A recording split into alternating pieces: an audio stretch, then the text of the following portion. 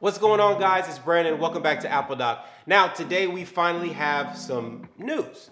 Apple has finally released the iPhone SE. The SE has a cult-like following amongst its fans who value smaller form factor and a lower price point.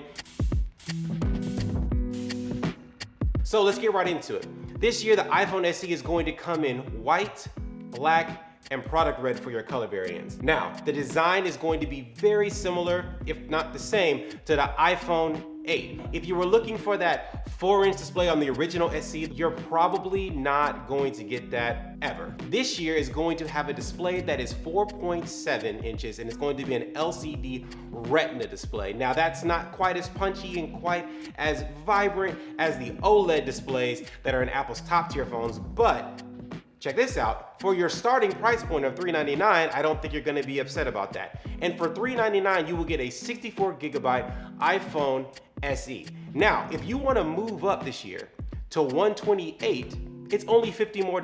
That's not bad. The processor, which I think is the most newsworthy item in this whole announcement, is that the new iPhone SE will have the A13 Bionic chip. Now, I'm gonna skip the science lesson on this and just put it to you simple.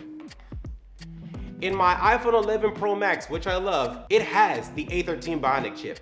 Now, this isn't gonna be like a reduced A13, it's going to be the exact same chip that is in this phone. I paid $1,100 for that. That's not nothing. Also, you're not gonna have Face Unlock, but that'll be one drawback. But Jonathan Morrison made a good point.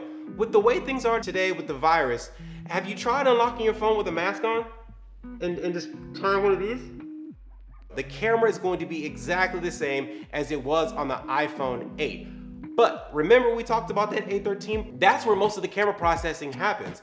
And for that, with this single camera lens setup, you're going to get Apple's portrait mode. Now, on this particular phone, you're only gonna be able to do portrait mode with people, so not your pets and not objects. There also is no night mode, which is kind of disappointing.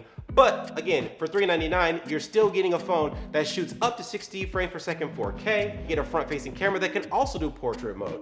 So, I mean, again, you're talking about a budget tier phone, you're getting a lot. Now, I'm somebody that normally kind of skews to the top end. I want to get the biggest phone and best phone. But with the internals that are actually in this, minus the camera setup, this phone actually seems to make sense for a lot of people, and I'm starting to see why people liked the SE so much. You can pre-order this phone on Friday. I'm excited to get my hands on it, do some tests. Stick here to the channel. We're gonna be reviewing and unboxing as soon as it comes out.